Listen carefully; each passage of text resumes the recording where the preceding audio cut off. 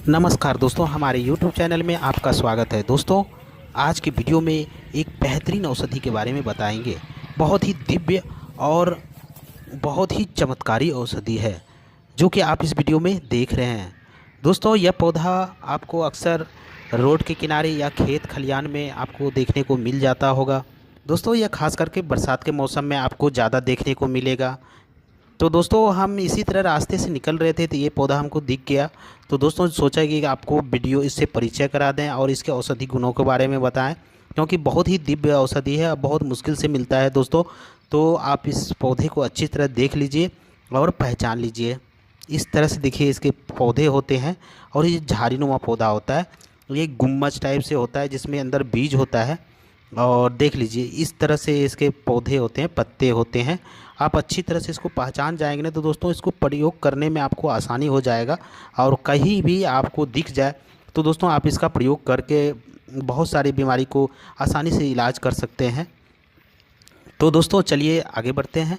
दोस्तों, आयुर्वेद के अगर देखा जाए तो आयुर्वेद में 64 जड़ी बूटी का मुख्य रूप से नाम आता है। उन 64 में से इस पौधे का भी नाम आता है। यह भी जड़ी बूटी जो देख रहे हैं ना, इसका भी 64 जड़ी बूटी में से इस महत्वपूर्ण जड़ी बूटी माना जाता है। दोस्तों, इस पौधे का नाम है द्रोण पुष्पी के नाम से जाने जाते हैं और बहुत ही दिव्य और चमत्कारी औषधि है। द्रोण पुष्पी दोस्तों यह संस्कृत के नाम से है, या इसको ऐसे गांव घर में गुमा और इस तरह से नाम से जाना जाता है। इस पौधे का और एक खासियत होता है, इसके पत्ते को जब रगड़े ना तुलसी जैसा इसका गंध होता है और तुलसी जैसा ही देखने में लगता है। बस इसका फूल और फल जो होते हैं ना उससे थोड़ा अलग हो जाता है। बाकी पत्ते सब देखिए तुलसी जैसा ही दिखता है, उसी के करीब करीब आसपास। तो दोस्तों, और इसका जो स्वाद होता है ना बहुत ही कड़वा होता है। और इस द्रोण पुष्पी जो आप देख रहे हैं ना, इसकी कई प्रजाति होते हैं और हिंदी में इसे गोया, मोरापाती, दुर्पी के नाम से भी जाना जाता है। राजस्थान में इसे उरा पत्ता, पंजाबी में सतनाके के नाम से जाने जाते हैं और दोस्तों मराठी में इसे तुम्बा के नाम से जाने जाते हैं। बंगाली में गलगसे कहते हैं। दोस्तों, इसके इंग्लिश में इसे खम्बे। दोस्तों, इसका वनस्पतिक नाम है ल्यूकस थम्पलो। दोस्तों, अगर आयुर्वेद की बात करें, आयुर्वेद मत की बात करें तो इसका स्वाद मधुर, कड़वी, उष्ण और गुरु होती है।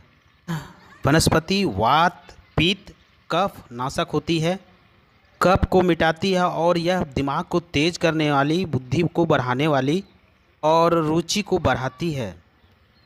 कृमि नाशक होती है और इसके जो पंचांग होते हैं ना, पूरे भाग जो होते हैं जैसे कि जड़, तना, पत्ती, फूल, फल, बीज, रेचक और उत्तेजक प्रवृत्ति का होता है। दोस्तों, यह शरीर में किसी प्रकार के अगर सूजन हो जाता है उसके लिए बहुत ही लाभकारी होता है, बहुत ही फायदेमंद औषधि है। अगर किसी की श्वास नालिका में अगर सूजन हो गया हो तो उसको भी सही करने में बहुत ही अच्छा औषधि, दिव्य औषधि माना गया है। दोस्तों, यह कामला रोग को भी मिटाता है।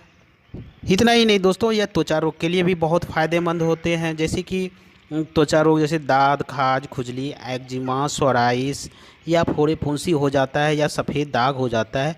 किसी भी प्रकार का त्वचा रोग हो उसको सही करने के लिए बहुत ही दिव्य और बेहतरीन औषधि माना गया है।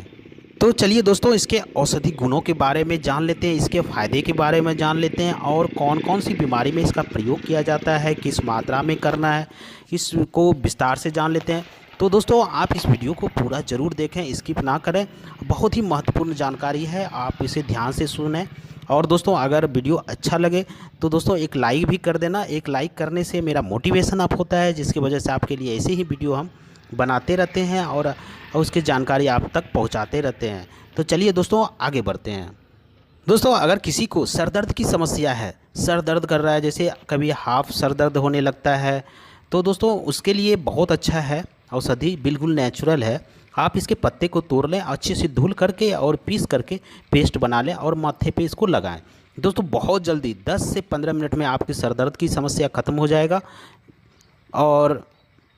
और एक तरीका है दोस्तों, इसके पत्ते का अगर आप रस निकाल करके नाक में 2-2 बूंद अगर टपकाते हैं तो उससे भी सर दर्द की समस्या ख़त्म हो जाती है। जैसे कि माइग्रेन हो जाता है, जैसे आधी सर दर्द जो होती है, जिससे उसको भी यह सही करता है। तो यह पेट की समस्या को दूर करने के लिए बहुत ही फायदेमंद है। दोस्तों ये जो पौधे आप देख रहे हैं ना, इसके जो पत्ते निकले हुए हैं, आज भी गांव घर में इसका साग बना करके लोग सेवन करते हैं। दोस्तों बहुत सारे फायदे होते हैं, बहुत सारे विटामिन्स होते हैं जो हमारे शरीर के लिए बहुत ही फायदेमंद होता है। तो दोस्तों चलिए आगे इसके और औषधि गुणों के बारे में हम जान लेते हैं। दोस्तों आज के समय में लोग को सही खान पान, रहन सहन या फिर ज़िंदगी भाग दौड़ या फिर पॉल्यूशन की वजह से लोग का खाना पीना सही टाइम से नहीं होने की वजह से, सही शुद्ध खाना नहीं मिलने की वजह से पेट की समस्या हर किसी को कुछ ना कुछ रहता है। किसी को गैस बनने की समस्या, किसी को कब्ज की समस्या, किसी को सर दर्द की समस्या, बहुत सारे ऐसे समस्या होते हैं, कुछ ना कुछ रहते हैं। दोस्तों अगर इसका आप साग बना कर भी सेवन करते हैं तो उससे में भी फ़ायदा बहुत बेहतरीन करता है। तो दोस्तों यह पौधा बहुत ही बेहतरीन औषधि है। या फिर दोस्तों अगर पेट में कीड़े हो गए, दोस्तों कीड़े छोटे बच्चे को अक्सर ज़्यादा होता है लेकिन बड़े लोग को भी पेट में कीड़े हो जाते हैं। तो कीड़ा को मारने के लिए इसका बहुत अच्छा प्रयोग है कि आप इसके पूरे पंचांग को उठा काट करके ले आएँ और इसको अच्छे से पीस करके अच्छे से धुल ले पहले, और काट पीट करके उसको पेस्ट बना करके इसका रस निकाल लें और 1 कप की मात्रा में रहे। और इसका क्या करें, 1 कप नहीं, हाफ कप में रखिए, ज़्यादा अच्छा रहेगा दोस्तों, ज़्यादा नहीं पीना चाहिए क्योंकि। तो दोस्तों आप इसको रात में सोने टाइम आप आधा कप इसका सेवन करें। दोस्तों पेट में अगर कीड़े हो गए हैं ना तो उसको जल्दी वो सफाया कर देता है और मल के रास्ते बाहर कर देता है। दोस्तों ये कम से कम आपको 3 दिन तक लगातार करें। दोस्तों यकीन मानिए आपके पेट के जो कीड़े हैं ना उसको बाहर कर देता है। बहुत बेहतरीन औषधि है पेट के कीड़े मारने के लिए भी। तो अगर किसी को कांवला रोग हो गया हो तो दोस्तों उसके लिए भी बहुत साधारण सा प्रयोग है। आप क्या करें, इसके पत्ते को ले आएँ और इसको धुल करके अच्छे से रस निकाल करके और नाक में 2-2 बूंद टपकाएं। इस तरह से अगर आप करते हैं दोस्तों कंटिन्यू, तो आपकी जो कांवला रोग है ना उसको जड़ से ख़त्म कर देता है।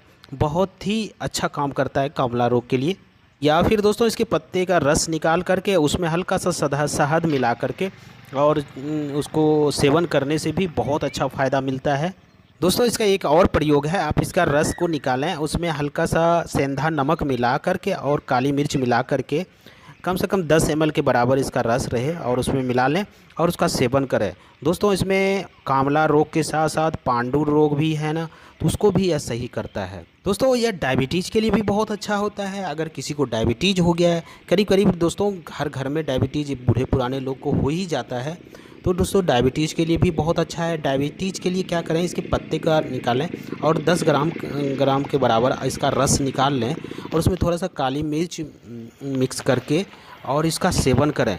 डेली सुबह सुबह खाली पेट इसका सेवन करते हैं तो उसका डायबिटीज़ कंट्रोल में रहता है। और वो अगर जो कंटिन्यू इसका प्रयोग करते हैं तो डायबिटीज़ जड़ से ख़त्म हो जाता है। बिल्कुल नेचुरल है दोस्तों, 1 रुपया खर्च करना नहीं है, बस सिर्फ आपको इतना सा काम करना है, इसके पत्ते का रस निकालना है और उसको सेवन करना है।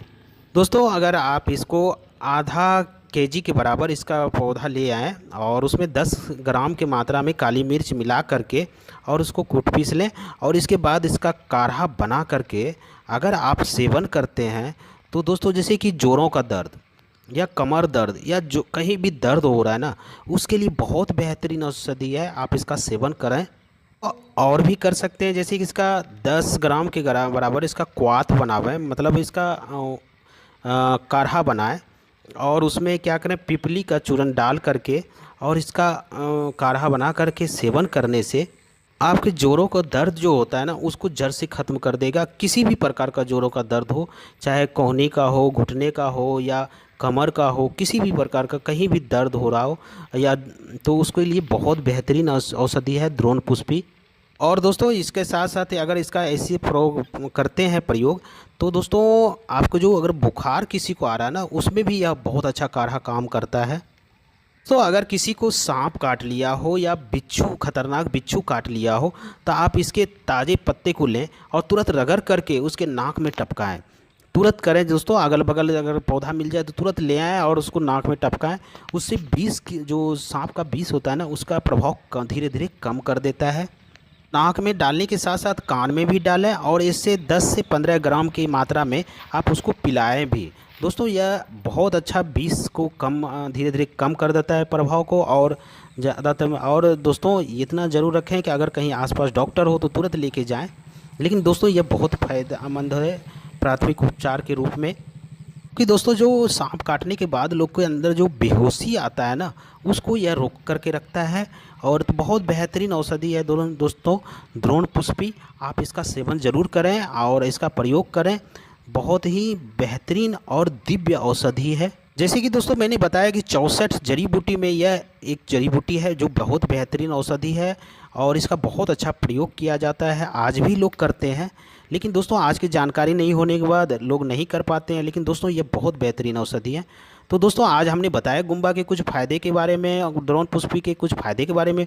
उम्मीद करता हूँ दोस्तों आज की जानकारी अच्छी लगी। अगर अच्छी लगी तो दोस्तों एक लाइक कर देना। फिर मिलते हैं एक नई जड़ी बूटी के साथ, एक नई औषधि के साथ। तब तक के लिए आप लोग स्वस्थ रहें, मस्त रहें। जय हिंद।